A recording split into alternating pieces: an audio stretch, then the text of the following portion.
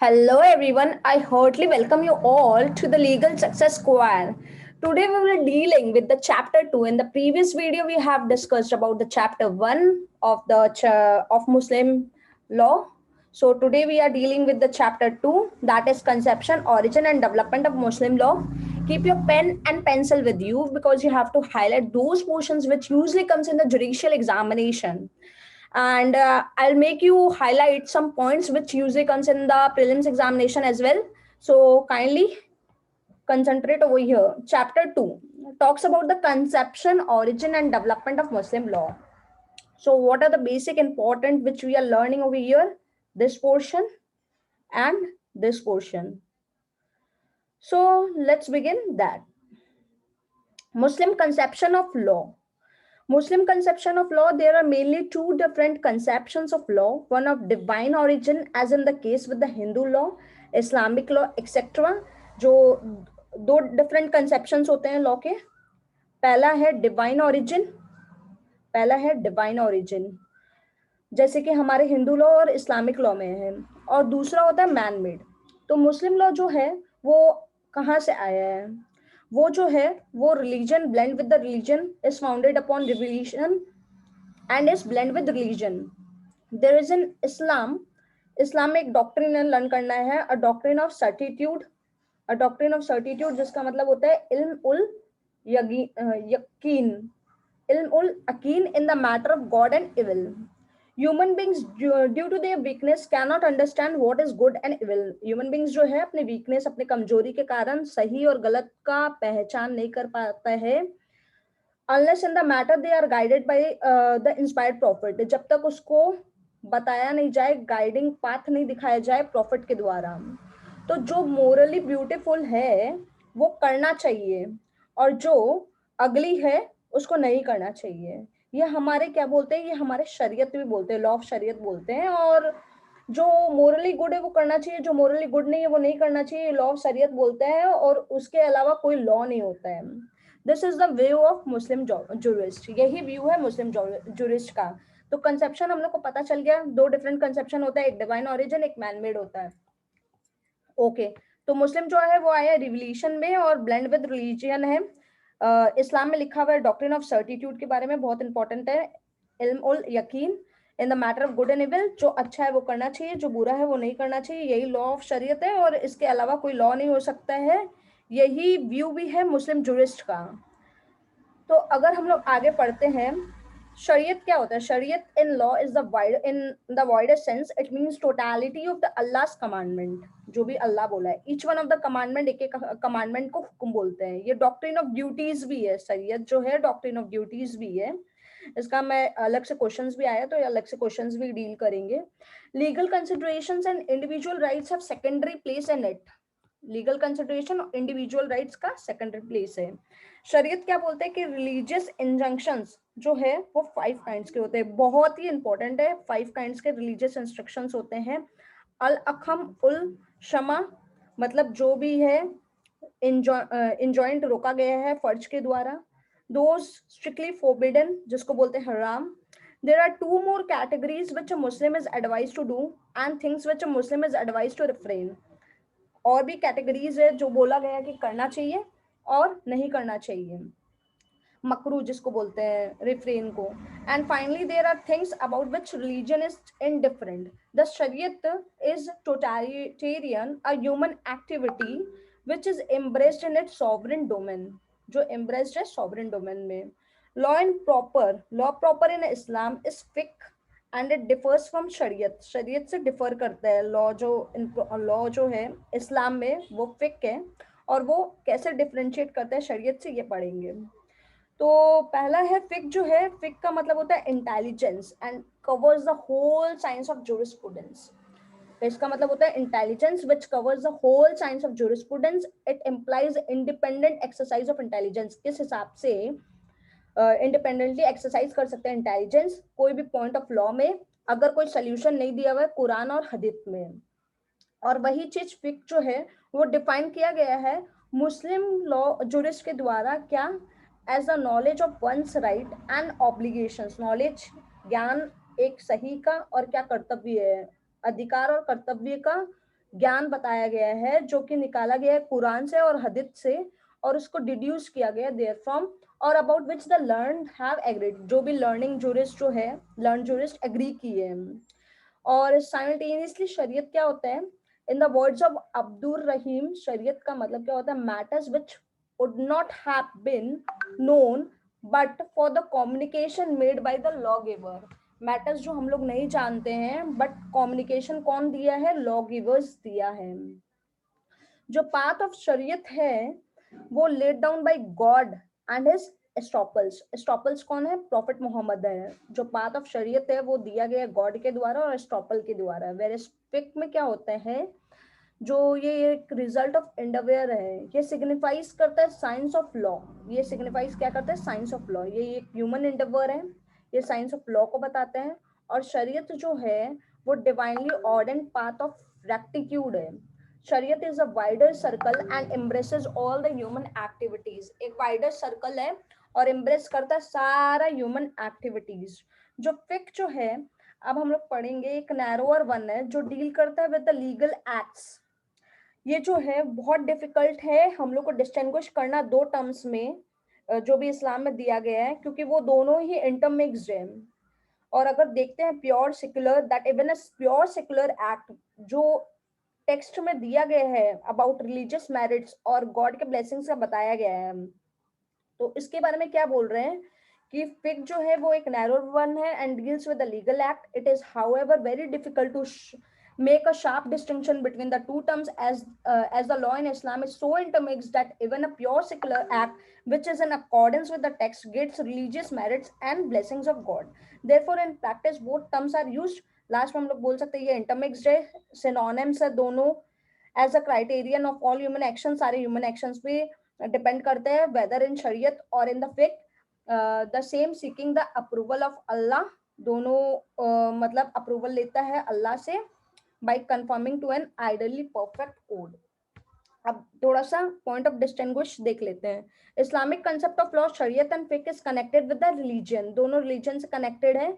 ये बताते हैं किस हिसाब से, मुस्लिम जूरिस्प्रूडेंस के हिसाब से बताया जा रहा है कि जो फर्स्ट पोस्टुलेट है वो ईमान है या फेथ इन गॉड है and acknowledgement of his authority over our actions, what we acknowledge about our action, his authority over our actions. The second is the belief in the prophet Muhammad, prophethood of Muhammad, जो हम लोग believe करते हैं। तो ये जो conceptions है वो बताया गया है शरीयत और फिक का। अब आगे पढ़ते हैं, तो Muslim legal system compared with the other system, ये इतना इंपॉर्टेंट नहीं है, एग्जाम्स में नहीं आते हैं। हु इज मुस्लिम, मुस्लिम कौन है, तो ये जानना जरूरी है। अग्नीड्स के द्वारा मुस्लिम कौन है, जो बिलीव करता है in the mission of Muhammad, believe करता है in the mission of Muhammad, who believes in the mission of Muhammad as prophet, और जो बोलता है कि खाली एक गॉड है, और कौन है वो, मोहम्मद ही वो एक गॉड है, his prophet. One who believes in a number of other essentials, believes in God and Muhammad. Amir Ali says, any person who professes the religion of Islam, in other words, accepts the unity of God and prophetic character of Muhammad, is a Muslim. तो ये करने के बाद number of other essential believes जो भी God और मोहम्मद से related है। और सेकंड है कि जो अमीर अली जो है वो क्या बोलते हैं कि जो प्रोफेस करता है, कोई भी पर्सन जो प्रोफेस करता है रिलीजन ऑफ इस्लाम या जो एक्सेप्ट करता है यूनिटी ऑफ गॉड या प्रोफेटिक कैरेक्टर ऑफ मोहम्मद, उसको मुस्लिम बोलते हैं। इसका लैंडमार्क केस है नरंटा काट वर्सेस प्राकल, कर लीजिएगा कि आपको मेंशन करना पड़ेगा, नरंता काट वर्सेस प्राकल। इसमें क्या बोला गया है कि ये हल्ट किया गया कि essential doctrine of Islam is that there is one God, एक ही गॉड है, और Mohammad is the prophet, and any believe in excess of this at least for the law courts a redundancy. Thus to be a Muslim only, Muslim होने के लिए दो things जरूरी है, one is Allah, that is Allah is one, and second is the prophetic character of the prophethood of the Mohammad. दो चीज जरूरी है, Allah is one and second is the prophethood of Mohammad. ये जरूरी नहीं है कि मुस्लिम जो हो वो बाय बर्थ हो, ये एकदम भी जरूरी नहीं है कि मुस्लिम जो हो वो बाय बर्थ हो। In fact Muslim depends on the belief, ये हमेशा बिलीफ के ऊपर डिपेंड करता है। कोई मैन जो है वो मुस्लिम बन सकता है प्रोफेशन के द्वारा या कन्वर्जन के द्वारा। शरीयत के हिसाब से अगर कोई भी पेरेंट अगर मुस्लिम है तो चाइल्ड भी मुस्लिम होगा। शरीयत ये बोलता है, याद रखिएगा, अगर पेरेंट मुस्लिम है तो चाइल्ड भी मुस्लिम होगा। However in India it was heard, India में कौन से लैंडमार्क केस में बोला गया है? स्किनर वर्सेस ऑडी में बोला गया है, SKINNER, Skinner versus Orde. Skinner versus Orde में बोला गया है कि child is presume to be belong to the religion of father, जो फादर का रिलीजन होगा वही माना जाएगा कि चाइल्ड का रिलीजन है। और ये फैक्ट्स इस केस में इसी तरीके से बताया गया है कि हेलेन स्किनर था, वो शादी की है क्रिश्चियन फॉर्म में टू द जज स्किनर, और after the death of her husband wife cohabit की विद सम अदर क्रिश्चियन। तो सब्सिक्वेंट हस्बैंड जो है, जो भी सेकंड मैरिज का जो भी हस्बैंड था, was already married and his first wife was alive, और उसकी भी पहली पत्नी जिंदा थी। In order to legalise their union both went through the ceremony of conversion to the Muslim faith. अब इसको लीगलाइज करने के लिए, लीगल मैरिज बनाने के लिए कन्वर्ट हो गए, both went through the ceremony of conversion to the Muslim faith. तो प्रीवी काउंसिल यहाँ पे क्या बोला कि मैरिज इन लोग का डाउटफुल है, ये आया हुआ क्वेश्चन है, प्रॉब्लम ध्यान रखिएगा। Marriage was of doubtful validity. Okay, then हम लोग भैया शेर बहादुर वर्सेस भैया गंगा भक्त सिंह में पढ़ रहे हैं क्या, कि जो इलिजिटिमेट सन है हिंदू का by a Muslim lady who was brought up by a Hindu and married to a Hindu girl according to the Hindu rites was held to be Hindu. Illegitimate son है हिंदू का मुस्लिम लेडी के द्वारा, okay, brought up भी हिंदू के द्वारा हुआ, married भी Hindu girl से हुआ है, तो अकॉर्डिंग टू हिंदू राइट्स ही हुआ है, सेरेमनीज में भी, तो वो हिंदू कहलाएगा। A person born as a Muslim continues to be Muslim until, continues रहेगा जब तक वो रिनाउंस नहीं कर देता है इस्लाम आफ्टर ऑब्टेनिंग मेजॉरिटी। एक और पॉइंटर्स है जो ध्यान रखने का जरूरत है कि Muslim man does not believe in religion then also Muslim, अगर वो बिलीव भी नहीं करता है अपने रिलीजन में तो भी उसको मुस्लिम कहा जाएगा क्योंकि उसने कन्वर्ट नहीं किया है। ओके, तो यहाँ पे अगर कोई भी रिलीजन चेंज करता है तो उसको एपोस्टेसी बोलते हैं, ये ध्यान रखना है। और according to the Islamic law के अनुसार apostasy on the part of one of the spouse completely severs the marital tie. अगर एपोस्टेसी करता है कोई भी स्पाउस तो वो मैरिटल टाई को क्या करता है, सीवियर्ड कर देते हैं। ओके, देन हम लोग आगे बढ़ते हैं। देन यहाँ पे लिखा हुआ है in order to be treated as Muslim, Muslim treat करने के लिए man must professes to be a Muslim. In order to treat as Muslim, he should profess. What he should to do? He should profess to be a Muslim. If he has converted to another religion, the conversion must not be bona fide. अगर वो convert हो जाता है another religion में तो conversion bona fide नहीं है। Conversion जो है with malified intention will not be valid. If you are having bad intention and you have converted yourself, then it wouldn't be valid. It would be void. It will be fraud upon the law. ये fraud माना जाएगा। Okay, then we are going to the next subtopics. Let me see which is important for you all. Over here the shariat literally means the road to the watering place or the path to be followed. Road to the watering place or path to be followed. Quran, Hadith, Sunnah, Ijma and Qiyas form the body of the Muslim common law known as Shariat. कौन कौन form करता है? कुरान, हदीस, सुन्ना, इजमा and कियास। हम लोग पढ़े थे प्रीवियस वीडियो में, तो वहां से आप देखिएगा। It use to denote the whole of the Muslim religious law. It embraces in its orbit all the human acts. सारे ह्यूमन एक्ट्स आते हैं यहाँ पे। ये डिनोट करता है सारे मुस्लिम रिलीजियस लॉ को, और ये ह्यूमन एक्ट्स के बारे में बताते हैं। ये एक law, it is not the law in the modern sense but contains an infallible guide to ethics. ये ध्यान रखना है। रिलीजियस इंजंक्शंस क्या क्या है शरीयत के, पढ़े थे अभी, वापस रिकैप करते हैं। फर्ज बहुत इंपॉर्टेंट है, इसको तो लर्न करना ही करना है। फर्ज है, फर्ज क्या बोलता है? ड्यूटीज के बारे में बताता है। Which are strictly enjoined on Muslims, that is 5 daily prayers. 5 daily prayers उन लोग का जो है वो फर्ज है। देन हराम और acts which are strictly forbidden to the Muslims, जो फोरबिड कर दिया गया है मुस्लिम्स को, जैसे कि वाइन और हिज हराम for them.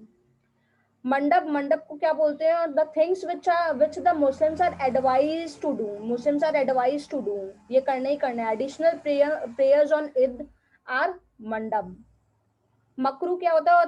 The things about which Muslims are advise not to do, it is advise to do, it is advise not to do, that is certain kinds of fish are Makru.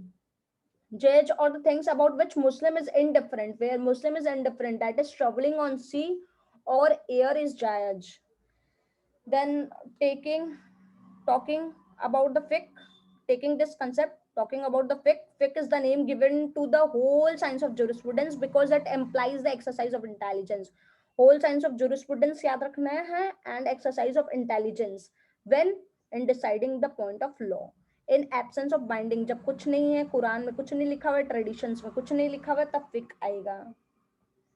when जब जब कुरान और tradition कुछ नहीं बोलते हैं तो फिक आएगा. फिक मतलब the science of jurisprudence exercising the intelligence on any point of law. Fyzee ने क्या बोला है? Knowledge of one's own rights and obligation derive from the Quran और the Sunnah of the prophet और the consensus of the opinion among the learned और analogical deduction. सारा सारा चीज आ गया. Knowledge of one's rights and obligation ये भी आ गया, सुनना पढ़े थे ऊपर में ही हम लोग, और concession of the opinion of the learned and analogical deduction. Then moving ahead to the difference, here the difference is mentioned very clearly, so I would like to tell you that यहाँ से पढ़ना और वहाँ पे सिर्फ conceptual जानना. शरीयत एक वाइडर सर्कल है, embracing in its orbit all human actions. सारे human actions आते हैं. शरीयत एक वाइडर टॉपिक है, सारे ह्यूमन एक्शंस यहाँ पे आते हैं. फिक एक नैरोअर है जहां पे खाली डील करता है legal acts alone. Legal acts के बारे में बताता है. एक ह्यूमन एक्शंस के बारे में बताता है, फिक लीगल एक्ट्स के बारे में बताता है.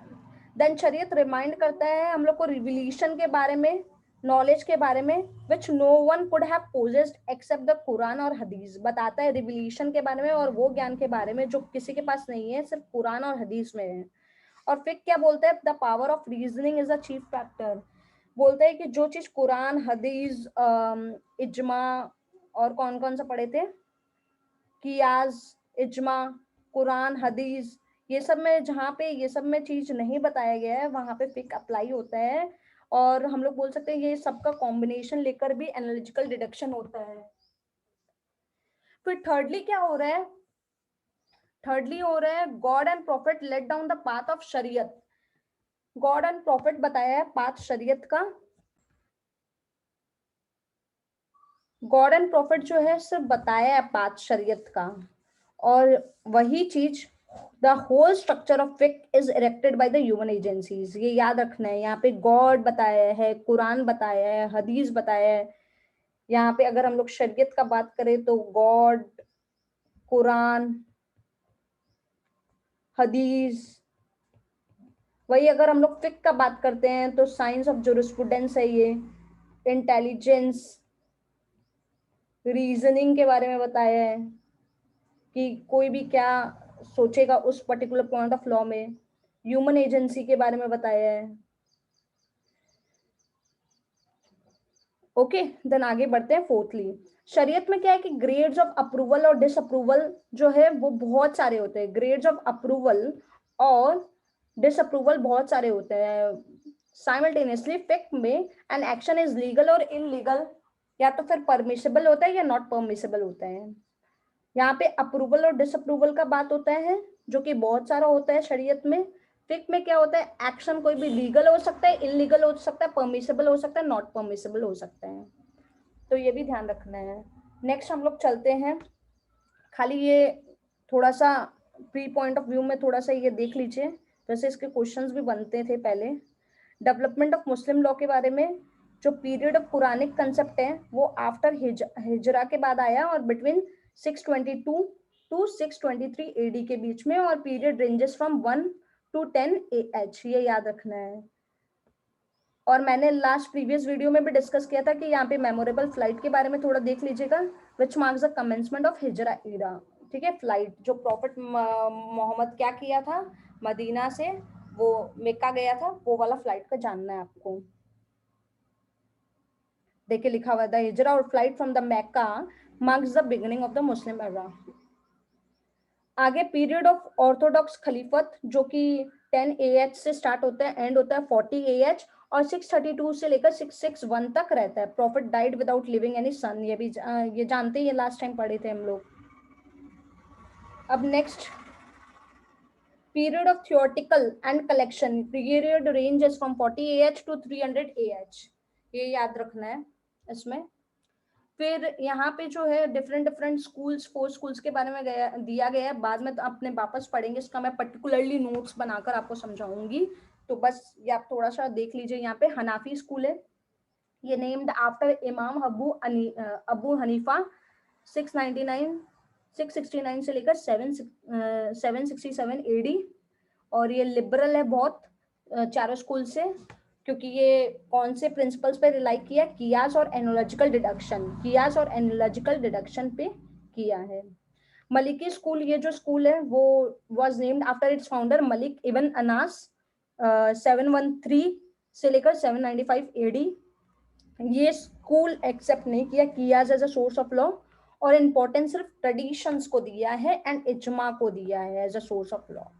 शाफी स्कूल जो है वो, उसका फाउंडर कौन है, मोहम्मद एश शाफी है, वो एक ग्रेटेस्ट जूरिस्ट है इस्लाम का और creator of the classical theory of Islamic jurisprudence, और ये जो है वो परफेक्ट किया डॉक्ट्रिन ऑफ इजमा को and founded the science of उसूल। हनबली स्कूल जो है वो फाउंडेड बाय द इमाम अहमद इबन हनबल, और हनबल जो है strictly adhere to the principles of the following हदीस लिटरली, तो याद रखना है। तो इसका शॉर्ट में हम लोग देख लेते हैं कि कौन क्या क्या बोल रहे हैं एक बार वापस। हनाफी स्कूल जो है वो किसके बारे में बात करते हैं, प्रिंसिपल्स ऑफ कियास और एनोलॉजिकल डिडक्शंस के बारे में। मलिकी ये कियास को एक्सेप्ट नहीं करते हैं as a source of law, और इम्पोर्टेंस सिर्फ ट्रेडिशंस पे देते हैं।